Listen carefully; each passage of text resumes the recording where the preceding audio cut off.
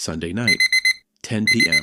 You've got a new plan, a new schedule, a clean notes app, new workout, earlier sleep, less phone. This time you tell yourself, this time is different, and you actually believe it. Monday morning, alarm rings. You slaps it off and start scrolling. Wednesday, you do the same. Not even Friday, but Wednesday. And by Sunday night, you're back at the desk. New plan, same person. If this is you, don't feel bad. You are not broken, but you are doing something wrong. I'm going to show you exactly what it is.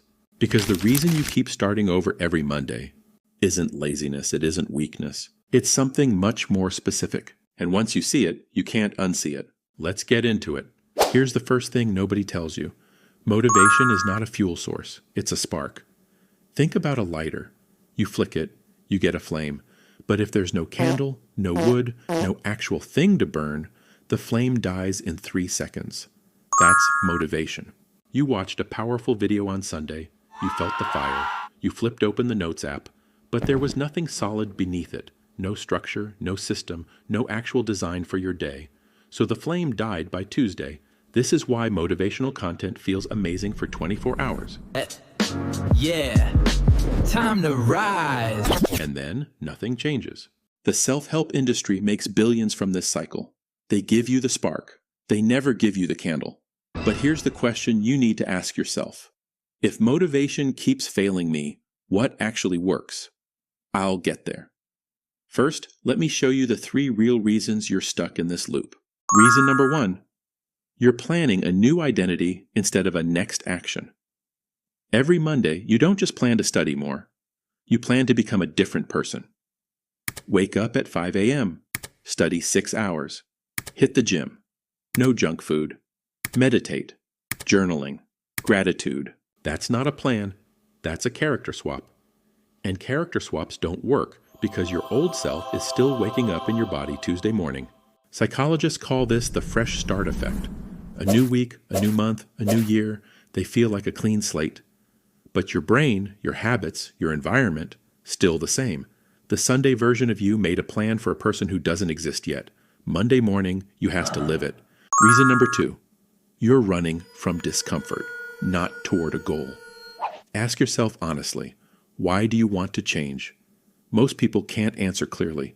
They just know they feel bad about themselves right now. So they create a new plan, not because they have a vision, but because planning feels like progress. It relieves the guilt for about 3 days. Then the discomfort fades. The urgency disappears. The plan loses its power. And by Wednesday, you're comfortable again. Until the next guilt cycle hits, probably Sunday night. This is called the planning as procrastination trap. The plan is the reward, not the outcome. Reason number 3, you have no anchor. This is the deepest one. Modern productivity tells you to build systems, track habits, use apps, optimize your mornings. And that works for a while. But none of it answers the question that actually drives long-term change. Why does this matter beyond just feeling better? When life gets hard, and it will, surface-level motivation dissolves. Without something deeper anchoring your why, you always default back to what's comfortable. This is where most self-improvement content stops, right at the edge of what actually lasts. And this is exactly where something most people overlook comes in. There is a concept in Islam that the Prophet Muhammad, peace be upon him, considered so fundamental it was the first thing he taught about actions. He said, and this is in Sahih Bukhari, one of the most authenticated collections of prophetic teachings, actions are only by intentions, and every person will have only what they intended. Think about what this means for your Monday plans. If your intention is, I want to feel like a better person, the moment you feel okay again, you stop. Mission accomplished by your brain.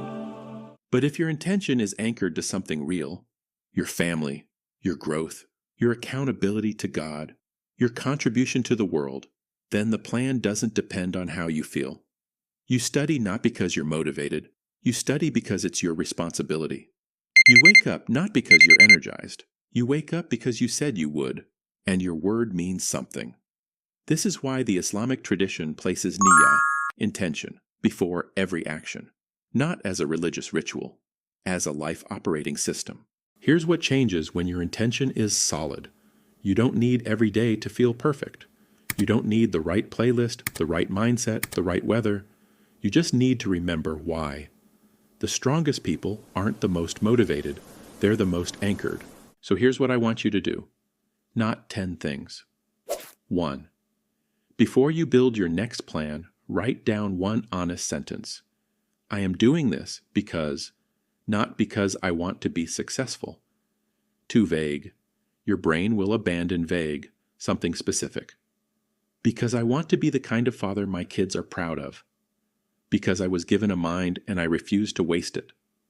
Because I want to stand before my Creator knowing I tried. Write it. Put it where you'll see it on Tuesday morning, when the motivation is gone and Wednesday is calling your name. That sentence is not a productivity trick. It's your reference every time you start to feel unmotivated and having mood swings. One more thing. Stop starting on Monday. The fresh start feeling is real, but it's also a trap.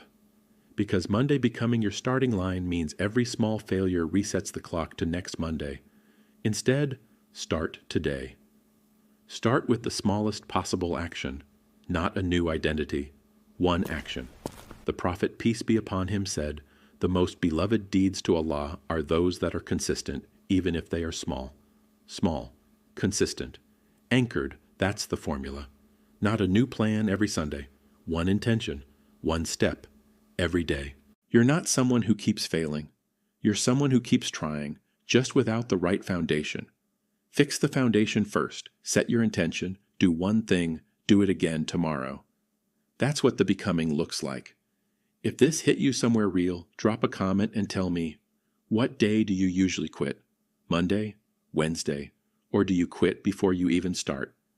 I read every comment, and if you haven't already, subscribe, because next week I will be uploading a new video. You don't want to miss it. I'll see you there.